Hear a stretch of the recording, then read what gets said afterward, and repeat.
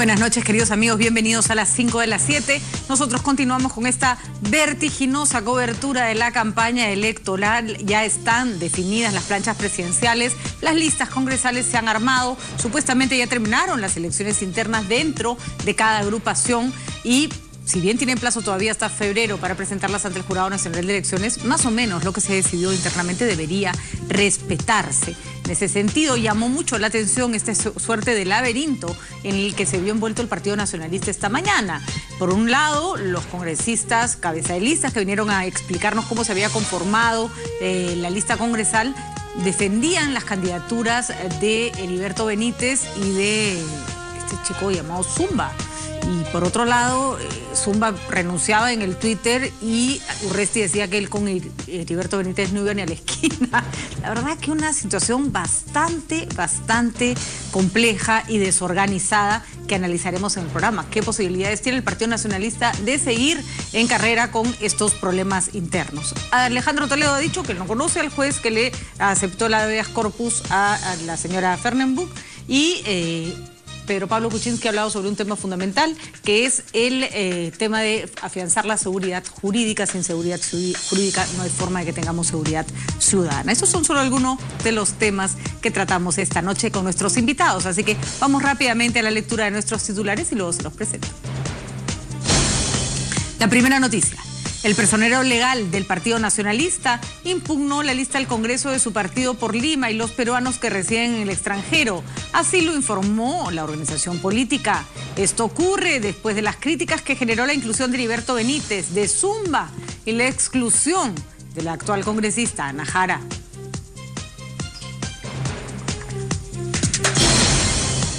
El candidato presidencial de Perú Posible, Alejandro Toledo, dijo hoy que no ha tenido el privilegio de conocer al juez Manuel Céspedes Righetti, quien militó durante 5 años en su partido y que recientemente declaró fundado el habeas corpus presentado por su suegra Eva Fenen.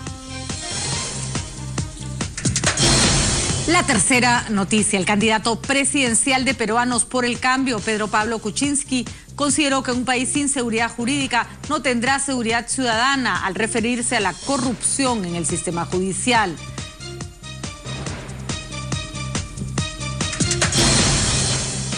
La cuarta noticia, el Jurado Nacional de Elecciones pidió al Congreso que evalúe la necesidad de convocar a una legislatura extraordinaria para que se pronuncie respecto de los efectos de las modificaciones realizadas a la ley de partidos políticos, ya que estas han generado preocupación e incertidumbre entre la ciudadanía y las organizaciones políticas.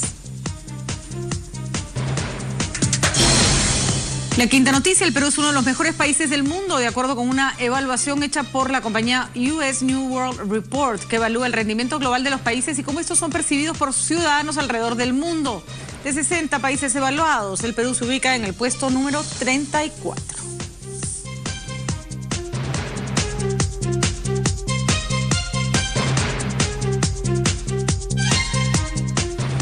Muy bien, y esta noche tenemos dos entrañables invitados que me acompañan para analizar esta coyuntura. Está el general Roberto Quiabra, exministro de Defensa. Roberto, gracias por estar con nosotros. Y Mario Castillo Freire, abogado y analista político. Gracias, Mario, ¿cómo estás? Buenas noches. Gracias a los dos por acompañarme esta noche. Bueno, ha sido rarísimo lo que hemos visto en la mañana, porque es verdad, no vamos a mentir, que probablemente estas discusiones, pugnas, a mí no me parece, a ti sí te parece, este sí debe ir, este no debe ir, se dan en todos los partidos, pero no se dan al aire, en vivo y en directo, frente a todo el Perú, con la discusión por teléfono entre el jefe o el candidato a la presidencia y los señores que estaban con nosotros, que era especialmente el congresista Otárola y otro postulante más al Congreso. Mario, ¿qué refleja esto en esta candidatura de Daniel Urresti? Bueno, en primer lugar refleja un pésimo nivel de coordinación interna, ¿no? Porque llegar a ventilar estos temas después de haber ocurrido una elección interna, digamos, ventilar estos temas en los medios de comunicación no es precisamente lo más saludable para ningún partido político. Así es. Menos faltando alrededor de 80 días para las elecciones. Luego habría que preguntarse si dentro de lo que significa las elecciones internas del partido, efectivamente se siguió lo establecido por el estatuto y por el reglamento de elecciones del respectivo partido. Si se hubiera seguido, las personas en cuestión habrían sido bien elegidas y por lo tanto se habrían seguido los mecanismos de elección interna, democracia interna, y no serían objetables formalmente hablando, más allá de si reúnen o no condiciones que puedan ser cuestionadas por la opinión pública o por otros militantes del propio partido. Y claro, ¿no?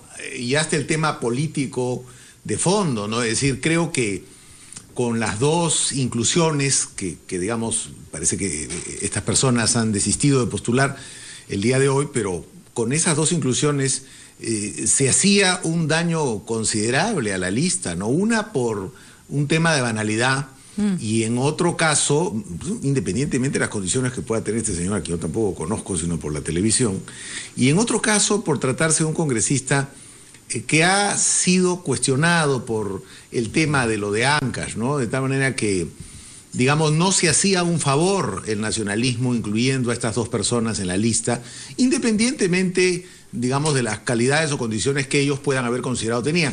Pero electoralmente hablando era un harakiri, ¿no? Y ahí hay un tema importante, porque yo tampoco, a mí no me gusta cargarle las tintas a los chicos, llámese Mario Hart, en el caso de la APRA, Zumba, que además yo sí conozco, es un chico sumamente simpático, trabajador, hay gente que le puede gustar su popularidad o no, pero no es un pagado de su suerte, o sea, es una persona que está haciendo de este tema televisivo una carrera en su juventud. Pero cuando se le pregunta ¿por qué ibas a ir al Congreso? Él tendrá sus propias inquietudes, ¿no? Quiero ayudar a gente. ¿Por qué por el nacionalismo?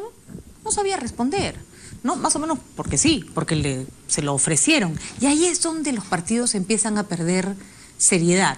Lo mismo le ha pasado a la Alianza Popular, que además su carta de presentación era vamos a hacer política en serio, y después resulta que, bueno, pero si vienen esos chicos que son populares, bienvenidos, ¿no? Yo creo que ahí a los que más te afectes a los mismos chicos. También, es verdad. Porque coincidentemente los dos son del mismo programa y los dos las críticas las han recibido de su grupo de farándula. O sea, los primeros que los han descalificado son ellos. O sea, le han hecho un daño. Como bien dice, si hay un partido que dice nosotros nos juntamos porque vamos a reseñar ante todos que somos los más organizados, los de más experiencia, se supone que son los partidos más tradicionales, 50 y 90 años. ¿Y dónde está la formación de sus nuevos líderes? ¿Cómo se sentirán esos chicos que forman parte de todas las reuniones si es que hacen y después sales trayendo a un extraño para que forme parte de una lista? Entonces, yo creo que ahí lo que está faltando, y es un grave retroceso en estos 15 años, que los partidos políticos, aquellos tradicionales y aquellos nuevos, no hacen vida política, no forman nuevos jóvenes por ese temor. Por eso yo soy partidario, yo soy partidario del voto preferencial, porque con estas elecciones internas el voto preferencial es lo más democrático, porque si nosotros con estas elecciones internas vemos nosotros el resultado de las listas, los mismos de siempre son los de adelante y lo rellenan o lo completan con los otros jóvenes. Ahora, entonces, yo creo que lo hemos conversado aquí, el Congreso se demoró porque no quería hacer estos cambios en la ley de los partidos políticos, y los cambios que dicen algunos que se han dado en esta nueva ley no refleja lo que todos esperábamos, ¿no? Cómo reforzar los partidos políticos por un interés particular de alguno. Así es. Ahora, tal vez, y es buena la reflexión que hace Roberto, si es que se hubiera eliminado el voto preferencial, o si es que se le eliminara el voto preferencial, las internas se reforzarían, ¿no? Tal vez sería una consecuencia. Ahora, puede ocurrir efectivamente que no se refuercen y ahí sí termina el desmadre absoluto, porque las listas van a ser conformadas de cualquier manera, ¿no? Como era antes, ¿no? Como era antes del voto preferencial. Creo que nosotros pasamos al voto preferencial por eso, ¿no? Antes era un tema de un saludo a la bandera, digamos, las internas, ¿no? Pero no, yo lo que creo, recogiendo lo que dice Roberto, es lo siguiente. Por ejemplo, en los dos casos que se han citado, el de Alianza Popular y el caso del nacionalismo, yo no dudo, por lo menos en el nacionalismo no conozco, pero en el caso de Alianza Popular sí hay cuadros muy importantes, muy jóvenes, de los dos partidos que forman la alianza, del APRA y del Partido Popular Cristiano. Si incluyes un personaje mediático, no tienes la menor posibilidad de levantar en una campaña electoral en ningún partido a ningún joven que haya formado en los últimos años y que ahora lo estés proponiendo para congresista. Y es un daño terrible. ¿Por qué? porque seguramente sale elegido el personaje mediático, que es el primero que se va a ir. Y es otro error el creer que incluyendo a este tipo de personajes, que pueden ser muy mediáticos y dar rating a los programas de televisión, vas a tener más votos para tu partido, porque la locomotora es la plancha presidencial. Así es. De tal manera que sacarán los votos que tu plancha logre jalar, ¿no es cierto?, y con tu grupo de congresistas, pero si llevas o tu lista está cargada de este tipo de figuras, estas figuras se sienten con la autonomía suficiente para los 2 o 3 meses decirle, no, yo he salido por mi propio peso, de tal manera que renuncio y me voy a otro partido o soy independiente como siempre he sido. Como está sucediendo que ahora creo que hay que cambiar la definición de tránsfuga, ¿no? Porque nadie es tránsfuga, ahora, pero... Además yo creo que Susy Díaz, que sí fue un fenómeno porque logró una curul para un partido... Un partido chico y fue la única. Pero no, ¿cuántos personajes mediáticos habían postulado a la política antes de Susy Díaz? Susy Díaz abrió fue la que inauguró una moda, si quieren. Ya ahora está más trillado que ni siquiera es una... Ya no pega. Ya no pega, pues. Al contrario, le da un poco de cólera, ¿no? Con todo, Susy Díaz, una gran congresista y tuvo una labor parlamentaria importante, ¿no? Pero terminó en un juicio por haber sido tanta cuando tenía que ir a votar. Y fue la única que pagó su reparación civil hasta el último sol. Así que yo ya no la rajo. Mi respeto para la señora. Porque no era política. Si hubiera sido política, le busca 50 razones para no pagar. Pero yo creo que es un retroceso lamentable para nuestro país. Ahora, mucho más grave que los chicos estos, que finalmente son... Vamos, no tienen el peso para ser políticos, pero tampoco son delincuentes. Mucho más complicados que una figura como Heriberto Benítez, ¿no? Que ahí sí, creo que ahí es donde se le han parado los pelos a Urresti. Creo que hasta Zumba se hubiera bailado el baile del totó con él. ¿Cómo dicen de que el Consejo Nacional Electoral lo escogió? Uno. ¿Cómo haces tú una elección interna y después con un comunicado tú dices, no, esta lista no vale porque la han alterado en su contenido? Entonces... Y después sale la presidenta del partido y dice, hay dos, nosotros no hemos hecho invitaciones, estos dos Benítez son invitados. Entonces, claro. ¿Quién los invitó? O sea, ¿cómo hacen ese proceso? ¿Quiénes son los delegados? ¿No vale para nada los delegados? No, es que todo partido político tiene que tener un tribunal electoral. Y ese tribunal electoral es el que debe conducir las elecciones internas. Y es la máxima autoridad conduciendo las elecciones internas, por encima del presidente del partido, los congresistas y se deben respetar sus resultados. Por supuesto. Pero la pregunta que hacíamos nosotros hace poco, como y el candidato presidencial no sabe quiénes son los de su lista, o sea que él, sorpresa, me encontré con esto que no quiero. Entonces, ¿dónde está el candidato presidencial? No, ¿tú no te metes? Yo creo que no. Entonces, bueno, habría que ver. A mí me hizo acordarlo de esta mañana lo que le pasó a Mecha Arauz con el APRA. ¿Qué fue lo que la sacó a Mecha Arauz de carrera? El hecho de que se quisiera conformar una lista parlamentaria con Jorge el Castillo, quien ella no quería en la lista parlamentaria. Claro. ¿No? Pero con todo, Jorge el Castillo era un miembro del partido, el partido tenía derecho a apoyarlo a él. Era secretario general del partido. No te puedes meter... Una invitada no puede meterse con el secretario general del partido. Creo que fue un error. O postulas o no postulas. Por eso fue que... En este caso, Urresti tiene mucho más. No solo ha sido ministro de este gobierno, sino que además tiene más derecho a decir yo o Heriberto Benítez. Claro. Y otra cosa es que... Qué desastre esto de dejar a Ana Jara afuera. Claro. Qué desastre. Pero hay dos versiones, ¿no? Porque si tú le escuchas a Otárola por una parte, Otárola, ¿qué cosa es lo que ha dicho? Y que, bueno, la otra la ha criticado, ¿no? No, pero yo creo que lo que le ha pasado a Ana Jara es que simplemente cuando ha visto la lista ha dicho yo acá no voy. De que no ha querido postular uno. Claro. Y otros dicen que es por el número. Por eso que la Susana Villarán dice, yo te cedo mi número. Entonces, eso va en contra... inclusive de ellos que con la justa van a estar peleando la valla electoral. Imagínate, ellos mismos se están torpedeando por dentro, ¿no? Claro, lo que pasa es que debemos llegar a un nivel de obligatoria supervisión del Jurado Nacional de Elecciones de todos estos procesos internos de elección. O sea, se ha avanzado mucho, pero debe terminar de perfeccionarse a efectos de que las elecciones internas sean efectivamente un proceso electoral oleado y sacramentado por el propio Jurado Nacional de Elecciones, de manera tal que cuando termine el proceso interno haya un acta y esa acta no se pueda cambiar. Esto es lo oficial y reconocido por el jurado. A ese nivel todavía no hemos llegado. Estamos, yo creo, en buen camino. Antes ni siquiera había esto, ¿no es cierto? Pero yo te digo, imagínate tú este proceso de elección interna sin voto preferencial. Si así con voto preferencial se están peleando por el número, imagínate esta elección interna donde aparecen candidatos y no aparecen.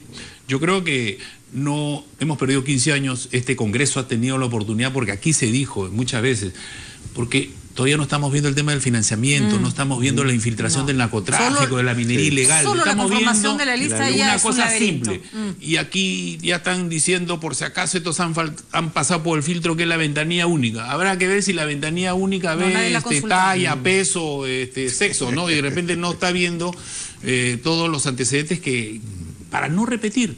Ojalá lo ideal fuera, así como tú mientes siendo candidato presidencial en tu hoja de vida y te pueden sacar. Ojalá que los congresistas, porque ahora están diciendo que no va a alcanzar el tiempo, así salgas elegido y el Jurado Nacional de Elecciones se encuentre de que has engañado o omitido una información, te saque y entre el accesitario a ver si engañas.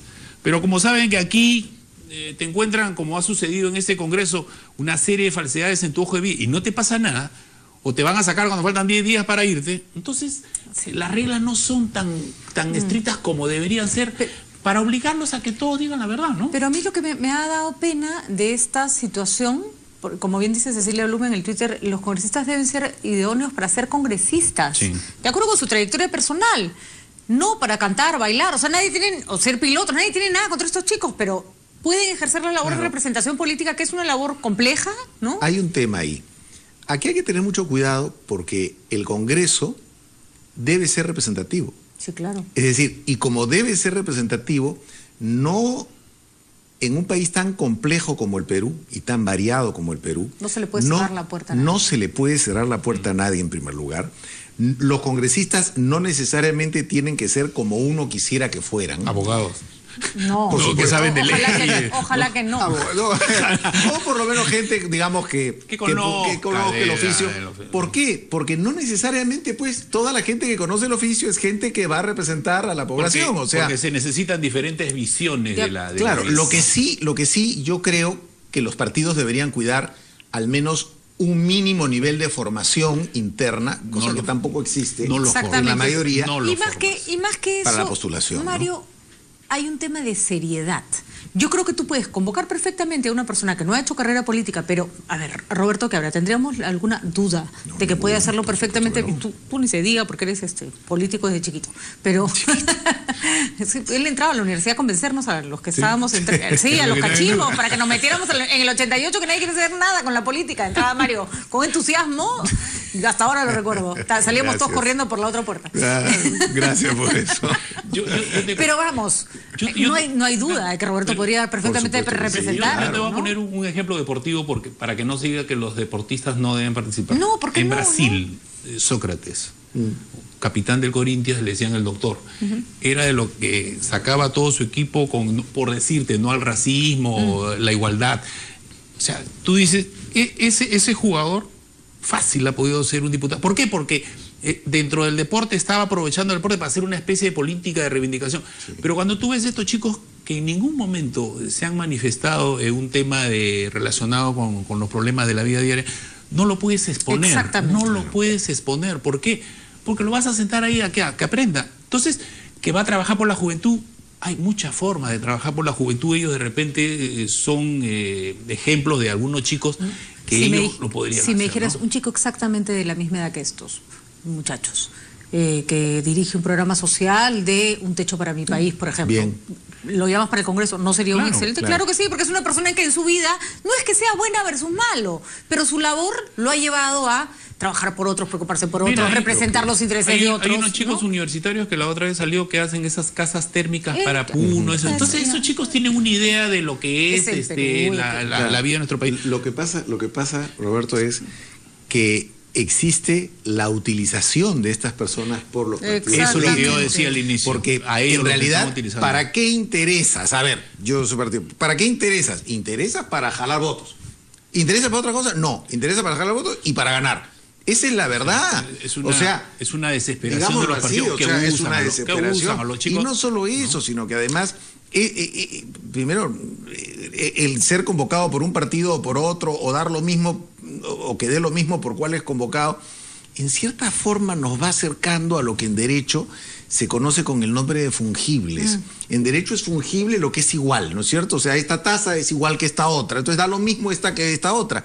Bueno, algo así va pasando con el tema de los partidos, o sea, ¿cuáles son las diferencias? ¿Por qué este partido sí puede jalar a este chico y el otro no? Da lo mismo. ¿Y por qué le preguntaron a Zunga, ¿y por qué eres nacionalista? No soy nacionalista. ¿Y por qué? Porque me llamaron y daría igual si te llamó otro. Porque ninguno de estos partidos, acá no hay ideología. No hay ideologías. No, pues, ahora, algunas discusiones importantes para cerrar el tema. Por ejemplo, Carlos Yalta nos dice, ¿hay algún perfil para congresista, abogado, empresario, periodista? Han dejado mucho que desear estas profesiones que él señala. Pero Cecilia Blum me pone una cosa que me parece interesante. Una persona que quiere ser congresista tiene que tener interés por la cosa pública. Y, por ejemplo, un deportista, al ponerse un polo de la selección peruana, ha tenido que ejercer una labor de representación de todo el Perú en esa camiseta. O sea, hay una conciencia de lo que tú haces representa a otros que lo hacen más idóneo. Nadie quiere decir que sea perfecto para un cargo de esta naturaleza, que un chico que está viviendo su vida como tiene que vivirla. Si ponemos el ejemplo de por qué las voleibolistas salieron elegidas como congresistas, tú tendrías que decir que eran chicas que ponían hasta de su plata para ir a entrenar, sudaban la camiseta y fueron subcampeonas mundiales, subcampeonas olímpicas. O sea, el esfuerzo de chiquitos, porque no eran de clase media ni clase alta, eran chiquitas que tenían que ni comían. Entonces, ese es un ejemplo. Y porque ya nos habían representado, además, entonces, ella por eso se ganaron un voto. ¿Por qué? Porque ven ese esfuerzo, porque lo pueden replicar, ya sea porque para el tenían deporte, además para la el educación, tema del deporte como una consigna. O la salud como Taito, por ejemplo, ¿no? Entonces pero mira ese ejemplo, ¿no? Entonces, pero no usemos a los chicos. De la noche a la mañana, en una desesperación de querer tener un chico que tiene bastante llegada con una gente que puede votar por él, ¿para qué? Como dices tú, ¿para inflar el partido? No. Un militar en retiro, por ejemplo, alguien que ha vestido el uniforme del Perú en representación de los demás para defender a su país, ¿cómo no va a ser una persona que puede perfectamente representarte en un congreso? Además, hay un tema importante, ¿no? O sea, el aporte que va a hacer cada persona en el Congreso lo va a hacer desde su propia perspectiva. O sea, hablaba Roberto de las voleibolistas. Claro, ellas aportan de acuerdo a la experiencia vivida, a lo que... Sí, ahora, si esa experiencia pasa además por una formación partidaria mínima, mejor aún, ¿no? Claro. Pero mejor ya aún. casi... Ya casi si hablamos de una crisis tremenda de los partidos, ya casi no hay escuela en los partidos. Serán 2 o 3 partidos que tratan de hacer escuela en alguna forma. Pero mira lo que se ha perdido. Y empezando por el partido de Prisa, ¿no? Cómo formaba ahí en la torre a su gente, que los enviaba a estudiar a Europa y los traía acá. Y era una visión diferente del mundo. Entonces, ¿sabe por qué no lo forman? Porque hay el miedo que los jóvenes hoy día, que son más rápidos, los vayan a alcanzar y a pasar. Entonces los viejos se van a ir más rápido que los jóvenes. Es así, porque tiene miedo. Si no, lo tendríamos que formar. Vamos a hacer una pausa, pero a mí me da pena que los 2 partidos que han incurrido en ni siquiera es un error, despropósito, ¿no? De hacer sentir a la población de que la política es susceptible de manejarse de cualquier manera, son Alianza Popular, que iba con el discurso de que vamos a hacer política en serio, con los 2 pesos pesados más importantes de la política peruana, y el partido de gobierno. Triste en realidad. Se hubiera esperado eso de un movimiento chiquito, no de 2 partidos que en este caso no nos hubiéramos ocupado tanto probablemente. Vamos a una pausa y regresamos. Toledo dice que él no conoce al juez que aceptó el habeas corpus con respecto del caso de su suegra. Ya volvemos. Muy interesante la discusión que se ha armado en el Twitter, simplemente porque me gusta recoger muchísimo las impresiones del público. Gino Menkeli dice, ¿por qué un deportista sí y el tenor Francesco Petrosi no? ¿Quién dice que no? Felices que haya músicos en el Congreso y que aporten en ese sentido. Repito, no es un tema de más inteligente, menos inteligente, más culto, menos culto. Es un tema de ¿estás interesado en representar los intereses de otros o no? Y eso se muestra en algún sentido con el estilo de vida que uno ha llevado. Hay gente que no está interesada y me parece genial.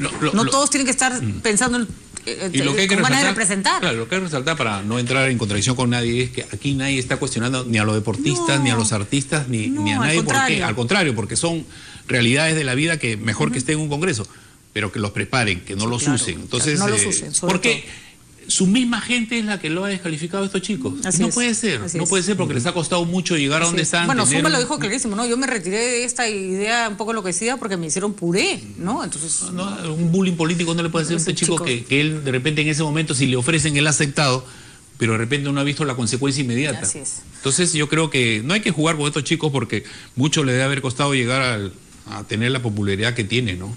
Ahora, tenemos este otro caso también complicado. Yo entiendo cuando el expresidente Toledo señala, yo no tengo la culpa de que el juez haya militado en Perú Posible. Efectivamente, él no tiene la culpa. Y un poco piña porque la mayoría de jueces han militado en otros partidos. Y justo el que tenía que ver el caso de la señora Fernenbuch ha militado en el suyo. Y él dice, yo no lo conozco. Yo le creo que no lo conoce. Hasta que no se pruebe, nadie pruebe que son amigos o tienen algún vínculo. Sí, efectivamente, Toledo no tiene por qué conocer a todos los que militaron en su partido. Pero, Mario, ¿qué debió pasar ahí? Para bien de él mismo, ¿no? Del propio Toledo, digamos. Bueno, en primer lugar, creo que, digamos, la Fiscalía debió estar más atenta a la antigua militancia del juez, porque nos hemos enterado de que el juez formó parte del partido político del expresidente Toledo luego que el juez ha resuelto. Este es un tema que debió advertirse, ya que se trataba de información pública, antes de que el juez resolviera, para ver si era posible activar algún mecanismo de recusación.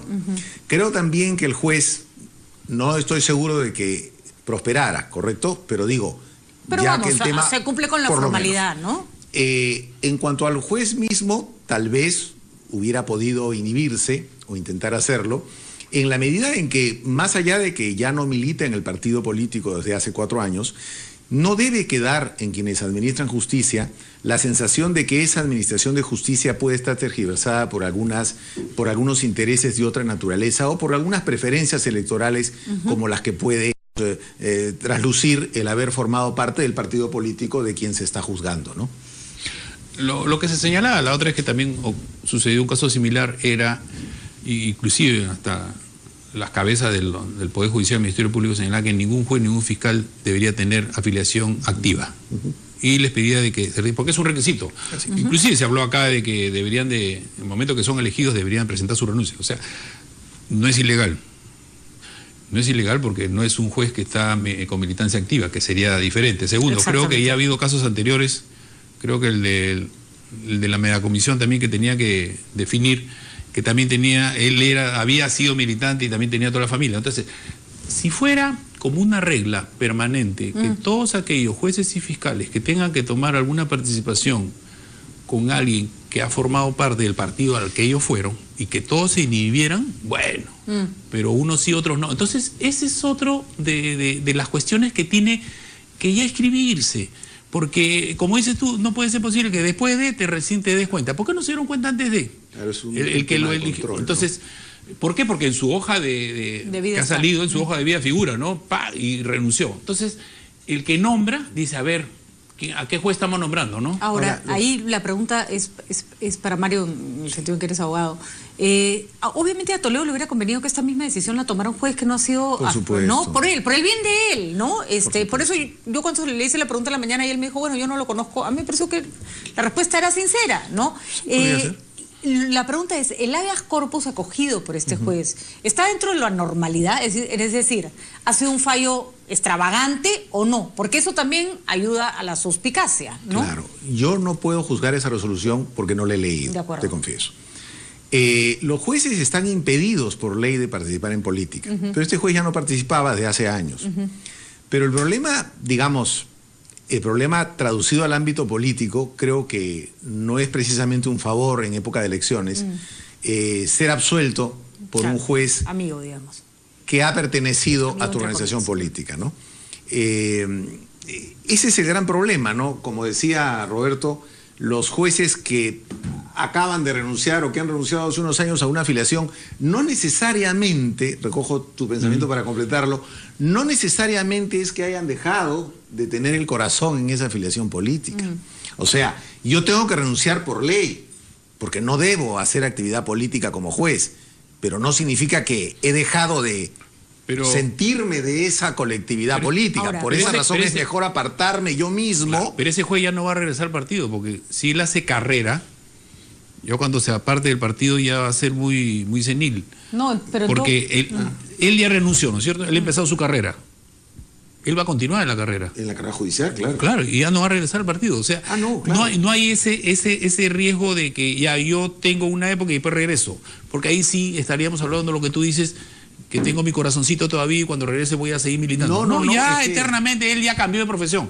Porque si no debería ser una conducta, la conducta que estamos hablando debería ser una conducta de todos. Pero ojo, Alberto Belaunde dice, por ejemplo, que el problema con el juez está señalado en la ética profesional de los abogados como el de apariencia de vida. Es decir, él cumplió con el requisito, pero en virtud de que le llegaba un caso que tenía que ver con un partido con el que él había militado, hubiera sido tan sencillo, le hubiera hecho un favor a Toledo diciendo, mira, mejor yo no. Lo que pasa acá no es un tema de vuelta. O sea, puede que el juez siga décadas o años en la carrera judicial y no vuelva a militar en ningún partido político. Es un tema de cómo se ve en la sociedad que alguien que ha militado en un partido político absuelva al expresidente de la República y líder de ese partido político. Ese es un tema impresentable ante la opinión pública. Además, en países como los nuestros, que los partidos políticos tan sospechoso como el nuestro. No, pero que, ojo, lo que pasa es que nosotros no nos tomamos muy en serio lo que quiere decir pertenecer a un partido político. Pero un partido político es como una religión, te da una manera de ver el mundo. Entonces, claro, tú puedes decir yo no soy católico o soy católico no practicante, pero no deja de ser. Así como están los partidos ahora que no tienen ideología, con todos estos tránsfugas. Tú dime, todos estos tránsfugas, la doctrina, el pensamiento de los partidos, los ha convencido. Ellos están pero si encima nuestros jueces no renuncian cuando tienen casos complicados entre manos. Si fuéramos acá esos partidos que tienen una doctrina, la derecha, la izquierda, y ahí estoy y no me muevo. Pero estamos viendo que aquí este es un juego de baraja de casino. Lo que no disculpa el juez. Porque lo primero que preguntan ahora cuando alguien postula dice, uy, ¿por quién se presenta? ¿No? Esa es la primera pregunta. Uno no sabe, ¿por quién se presenta? Pero no, ¿por quién? Pero no estamos discutiendo un tema ideológico. No. Estamos discutiendo un tema de simpatía política. Y el tema de simpatía política puede que los dos piensen igual, ustedes dos, pero yo simpatizo más con uno de los dos. Bueno, eso motivó que yo me inscriba en ese partido. No soy simplemente un simpatizante, soy un militante del partido y lo he sido hasta hace 4 años. Podría ser simpatizante de la persona. Tengo que irme de la persona. Tengo que ir a una pausa, eso lo hace más complicado si es que tiene que haber un caso sobre la persona. Tengo que irme a una pausa, creo que el tema es debatible, pero que finalmente el juez ha metido un problema a Toledo y se ha metido un problema a él, porque está siendo investigado para ver si su fallo se ajusta a ley y si efectivamente actuó de manera independiente. A la vuelta analizamos justamente temas que tienen que ver con esto. PPK dice que si no hay seguridad jurídica, no hay seguridad ciudadana, y eso es absolutamente cierto. ¿Qué se puede hacer en un eventual gobierno, en un otro gobierno para arreglar este asunto? Eso lo analizamos con nuestros invitados. Bueno, seguimos en las 5 de las 7 y el tema de la reforma del Poder Judicial es un tema realmente complejo. ¿Por qué? Porque es una reforma que no se puede hacer desde el Ejecutivo. El Poder Judicial es un poder independiente. Sin embargo, todos los presidentes que llegan al poder saben que si no hay una reforma del Poder Judicial, por más reformas del Estado que se haga del lado del Ejecutivo, las cosas no van a caminar como debe ser. Mario, ¿qué hacemos? Esto es como la cuadratura del círculo, porque se reforma el Poder Judicial a sí mismo, se reforma de fuera. ¿Qué puede hacer un nuevo presidente, por ejemplo? Bueno, independientemente de lo que pueda hacer el propio Poder Judicial, que puede hacer mucho, creo yo, empezando por la Corte Suprema, y esa es una deuda pendiente que tiene con la sociedad, creo yo que acá hay un problema bastante interesante que es bueno plantearlo en esta conversación, y es los candidatos a presidente de la República tienen alguna posición con respecto a la reforma de la Administración de Justicia. Es decir, el nuevo presidente de la República se compraría el pleito de encabezar una digamos, cruzada dentro de la institucionalidad democrática para cambiar lo que se tenga que cambiar dentro de la Constitución con respecto al Consejo Nacional de Magistratura y con respecto a una serie de instituciones y normas legales a efectos de poder transformar para bien el Poder Judicial, ¿o no interesa? Yo creo que eso es importante porque yo he estado más o menos haciendo una búsqueda de las opiniones de los candidatos y salvo uno que he encontrado que son unas opiniones de Barnechea al respecto, todavía los demás no se han pronunciado sobre el particular. Y creo que hay también una opinión de Kuczynski. Pero, digamos, creo que el tema no se toma en serio. Es como que ahí ese no es mi problema. Sí, no es, ¿sabes? No, ese problema no tiene solución. Mejor que es peor. Mejor no. Pero vamos, si ese problema no tiene solución, no tiene solución el Perú. No, pues no tiene solución el Perú, por supuesto, claro. Lo que expone PPK, y lo ha señalado, es cambiar el sistema de elección del Consejo Nacional de la Magistratura. Dice que por ahí empieza porque es la elección de los jueces, los que van. Y lo otro que debería de aplicarse acá, que es la muerte civil, ¿no? Todos aquellos funcionarios corruptos que son los que han utilizado en su beneficio los recursos públicos, no puede ser posible que no hayan sufrido ni sanción efectiva de cárcel, ni hayan pagado tampoco la reparación económica y sigan trabajando con el Estado. Y lo tercero, que es lo referido a la seguridad ciudadana, y eso lo hemos repetido varias veces, si no hay ese trabajo entre la policía, Ministerio Público, Poder Judicial, interrelacionado entre ellos, todos los esfuerzos que se hagan no vamos a poder. Ejemplo, esta chica que golpea y maltrata verbalmente a un policía, 6 años. Hay otro que le corta un dedo al policía y lo sueltan al día siguiente.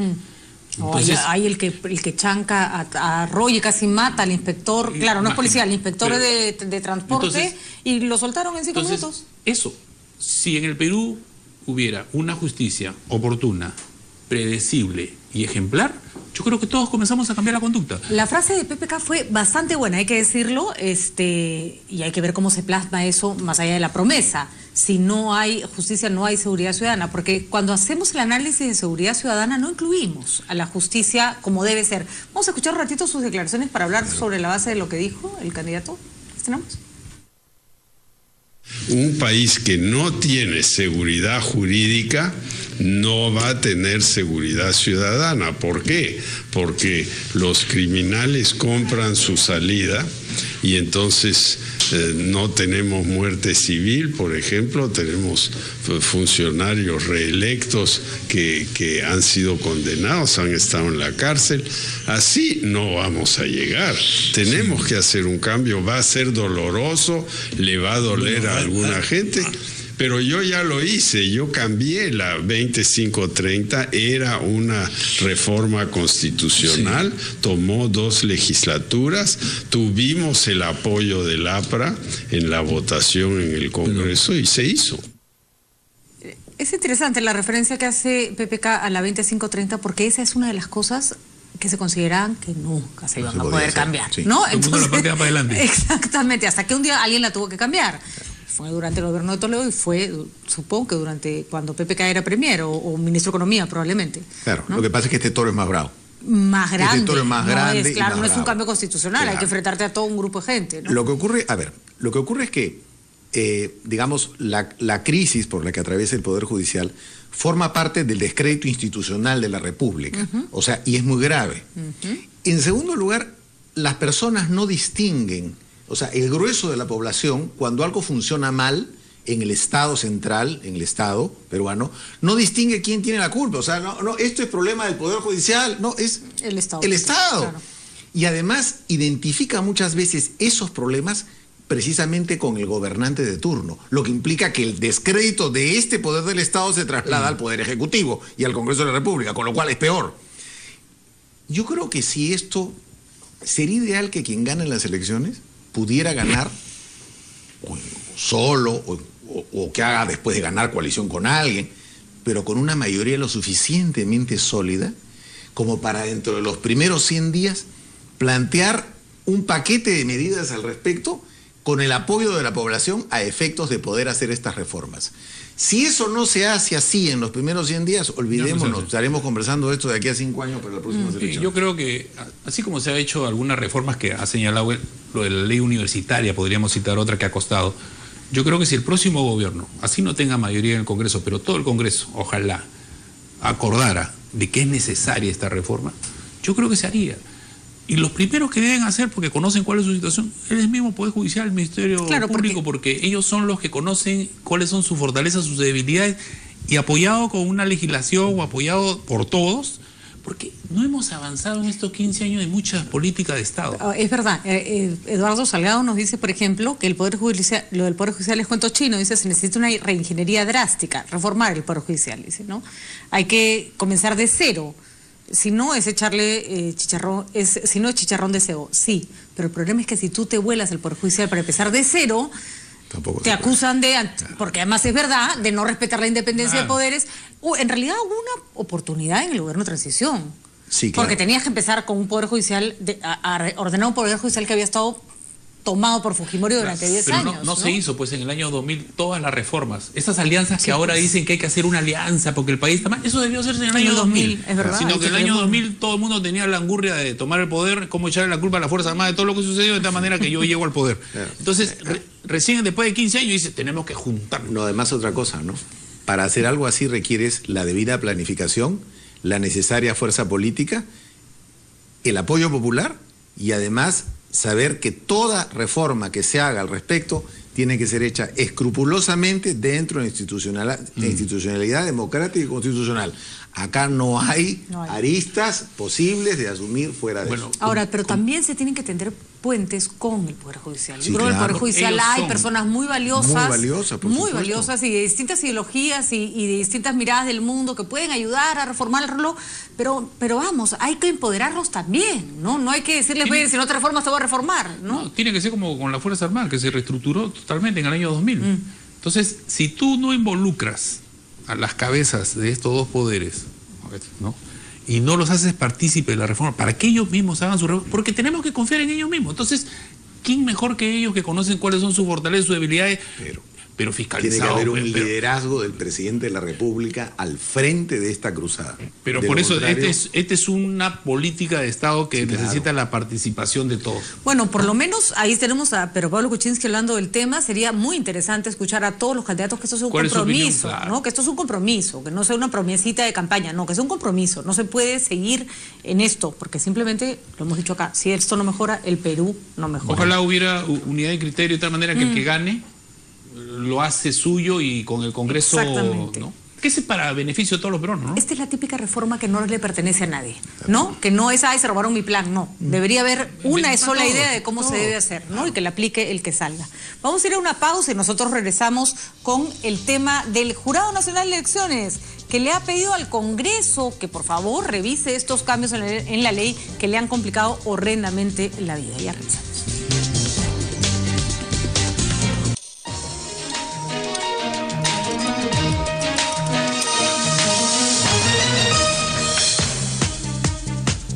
Bueno, ¿qué tal laberinto el que ha generado el Congreso con la promulgación de esta ley que es absoluta y completamente inoportuna? Primero, que no respondió a todos los cambios que se necesitaban, como bien señalaba Roberto en los bloques anteriores. Y segundo, que ya, si no lograste aprobarla antes de que se inicie el proceso electoral, ya te la guardas pues un tiempito más hasta que finalmente el proceso electoral termine, sacas tu ley y listo. Esto es un desastre, porque ¿qué ley se va a aplicar finalmente? Bueno, pero yo creo que hay que partir de un principal problema que no se ha dicho hasta ahora. Yo creo que cuando los organismos electorales, empezando por el Jurado Nacional de Elecciones, estuvieron presionando al Congreso para que modificara la ley de partidos políticos a puertas de la convocatoria a elecciones, ya estaban en offside. O sea, no era momento para modificar la ley de partidos políticos cuando iba a empezar un proceso electoral. No hay que olvidar que el proceso electoral se convoca el 13 de noviembre por el presidente de la República. Cuando se convoca un proceso electoral, ese se rige, a mi juicio, por la ley vigente al momento de su convocatoria. Es como un proceso judicial. Yo inicio hoy un juicio. ¿Qué ley está vigente? El Código Procesal. Muy bien, ese juicio se rige por el Código Procesal. Mañana me cambian de Código Procesal. A nadie se le va a ocurrir aplicar, a mi juicio, las reglas del nuevo Código Procesal en materia de plazo y todo, si se rige por el código por el cual ha iniciado el proceso. Entonces digo como que está jugando Monopolio y nadie te cambia las reglas. Lo que tú mencionabas en el intermedio del programa, el cambio de currícula a un alumno en la universidad, ¿qué te pasó a ti? ¿No es cierto? O sea, si cambian la currícula en la facultad, los que están con la vieja currícula terminan con la vieja y los que entran con la nueva terminan con la nueva. Ya. Lo que se quiere ahora es decir, algunas de las normas de la ley, de la modificatoria, no se aplican porque ya pasaron. Pero otras todavía se pueden aplicar porque estamos a tiempo de aplicarlas. Señor, eso en materia procedimental es un absurdo, no se puede hacer. Ahora, es un error que en un país con tantos conflictos, la ley no haya dicho que esta ley se aplica desde terminado el proceso. Ahora, mejor que no diga, porque seguramente iban a decir que se aplicaba para este proceso. Con lo cual, con la observación que hubo y con la fecha en que ha salido promulgada, que ha sido publicada, ya el tema del caos hubiera sido completo. Pena, ¿no? Porque es bien delicado el asunto. O sea, cambiar las reglas de juego a mitad del partido es probablemente uno de los peores atentados que puedes hacer contra una transición democrática ordenada. Pero yo vuelvo a la reforma de las Fuerzas Armadas en el año 2004-2005. Dieron la nueva ley de situación militar y la nueva ley de ascensos, que tanto se ha comentado en los últimos días. Pero hubo disposiciones preliminares, complementarias, al final. Esto empieza, y se equivocaron, porque bajaron la edad y dijeron que era de aplicación inmediata, y cuando les dimos de baja dijeron porque lo habíamos hecho y tuvieron que cambiar. Entonces aquí han debido hacer lo mismo, ¿no crees? Poner, esto será de aplicación para el siguiente proceso. Pero ahora está el Jurado Nacional le dice al Congreso, a ver, dime tú qué cosa es lo que aprueba. No, dilo tú. Porque ojo, que cuando vino Gerardo Tábara de Transparencia y sugirió que esta ley que en stand-by hasta que acabe este proceso después se aplica, llamaron del Congreso a decir de ninguna manera, eso es inconstitucional, tú no puedes no aplicar la ley. Entonces yo digo, ay, qué gracioso, porque no la tienen que aplicar ellos, la tienen que aplicar el pobre señor del Jurado Nacional de Elecciones, Tábara también, que no sabe por dónde empezar. Pero no solo eso, el Jurado Nacional de Elecciones, a mi juicio, no hace bien en decirle al Congreso, oye, realmente... te iba a preguntar. No. Ellos deberían decidir. Por supuesto, el Jurado Nacional de Elecciones tiene plena autonomía en materia electoral, y el Jurado Nacional de Elecciones puede establecer perfectamente que la aplicación, que este proceso electoral se rige por la ley vigente al momento de su convocatoria, que es lo sano. Lo otro ya es un pan con mango. ¿Por qué? Porque si se adopta un criterio de parte con la antigua y parte con la nueva, muy bien, seguiremos discutiendo hasta el día de la segunda vuelta qué parte con la antigua y qué parte con la nueva. Y además eso te puede servir incluso para invalidar una elección. Por supuesto que sí. O sea, porque si alguien decide no, porque como tú a él le aplicaste la antigua y le debiste aplicar la nueva, vamos a terminar todos, no sé, pues en el Tribunal Internacional, en un Tribunal Internacional viendo quién es el presidente del Perú. Tienen que definirlo bien, no tanto por cuestiones que se pueden pasar, digamos, ya dejarlo, como por decir, ¿no? 20% invitados ahora son 25, uno. Y lo otro, de que tienes que renunciar medio año antes, ahora es un año. Eso yo creo que es secundario. ¿Cuál va a ser el problema que debe definirse? El incremento del porcentaje para las alianzas. O si te puedes... Porque si no lo defines, porque dice, es 5 puntos y un porcentaje, ¿no? Un punto por cada uno de los partidos que forman la alianza. O sea, uno tendrán 6, otros 7, otros hasta 8. Si eso no se define bien ahora, para cuando alguien quiera decir, este partido está desafiliado, no pasó la valla, entonces van a decir que la ley, no que la ley, esto sí, esto no. Yo creo que por ahí va a haber los problemas cuando termine. Fíjate una cosa, Roberto. En primer lugar, hay algo que yo no entiendo, y es que los partidos políticos que conforman el Congreso son una especie de entidades suicidas, porque cada vez suben más la valla electoral para eliminarse a ellos mismos, no siendo conscientes de que alguna vez les puede ir bien, pero otras veces les puede ir mal, y salir eliminados precisamente por la valla. Y en cuanto al tema de la valla, cuando uno hace las alianzas, plazo que ya venció hace mucho tiempo, uno las hace en función de los datos de la ley. Entonces yo veo con quién me alío, con quién pido aliarme, con quién no. Y evaluaremos si pasamos la valla establecida por la ley vigente, no la valla establecida por una futura ley, porque es una evaluación hecha al momento de hacer la alianza o no. O sea que esta ley es para el 2021. Esta ley no se aplica a este proceso, a menos que se quiera viciar y manchar el proceso electoral. Pero hay que definirlo. Claro, pero ese es el Jurado Nacional de Elecciones el que tiene la palabra ahí. Exactamente, y decir, ¿se va a aplicar o no se va a aplicar? Porque yo creo que así como conocemos cómo son nuestros políticos, cuando se den los resultados, si alguien quiera decir, ahora aprovecho para que esta alianza la descalifico, es decir, ha debido tener 7% y no tiene más que 6 de eliminar. Entonces ahí va a comenzar la aplicación de la ley. Entonces mejor de una vez cerremos para no tener problemas posteriores. Entonces, a criterio tuyo, Mario, lo que hace el Jurado Nacional de Elecciones pidiéndole al Congreso que determine qué hacer es hacer más engorroso todavía en primer lugar, es una muestra de debilidad, porque siendo la máxima autoridad electoral y la última palabra en la materia, dice, yo no sé en realidad. Ya, si está diciendo que no sabes, la opinión pública es, bueno, si el jurado no sabe, entonces ¿quién la va a saber? Y entonces, ¿qué es lo que corresponde? Que todo lo que el jurado aplique de aquí en adelante con respecto a este proceso electoral, lo haga con la ley vigente al momento de la convocatoria. Que de ninguna manera aplique lo señalado aquí. Y menos aún posiciones como las que he escuchado de hacer retroactivos plazos de renuncia de personas a otros partidos políticos. O sea, un alumno de primer ciclo de Derecho se reiría ante una afirmación de esa naturaleza. Pero yo creo que entonces el Jurado Nacional debe de sacar un documento que diga eso, y si el Congreso no está de acuerdo, no hay necesidad. No hay necesidad. El jurado aplica la ley antigua para efectos de este proceso. Porque el jurado en ese mismo comunicado dice, los casos concretos los vamos a seguir nosotros solucionando. Ese va a ser el problema. Esos dos últimos artículos, yo creo, del comunicado va a generar problemas si no se define con precisión lo que hay que hacer. Bueno, y que quede como lección que cualquier reforma porque han quedado varias cosas pendientes. En temas de partidos y reformas electorales se hacen el primer año del gobierno que acaba de ser elegido. No lo puedes hacer conforme va avanzando el asunto porque todo se te empieza a complicar, ¿no? Exactamente. Y eso que no estamos viendo financiamiento, ¿no? Que no lo han querido tocar, el financiamiento privado, los límites y tanta cuestión. Lo que hizo este Congreso con las propuestas de reforma electoral fue una vergüenza, Sí, ¿no? como- Fue una como vergüenza, dice- además, a espaldas del interés de la población, que sí se comió el pleito finalmente. Hay gente que dice que ha sido una contrarreforma, o sea, hemos retrocedido en vez de haber avanzado, viendo que en otros países con los serios problemas que tienen están sacando una nueva ley de partidos políticos. Yo creo que acá, antes que suceda algo grave, hemos perdido la gran oportunidad, porque no han querido, ¿no? Porque esto se viene hablando de hace... Yo creo que de todas las tiempo. cosas que va a haber que reclamarle a este gobierno,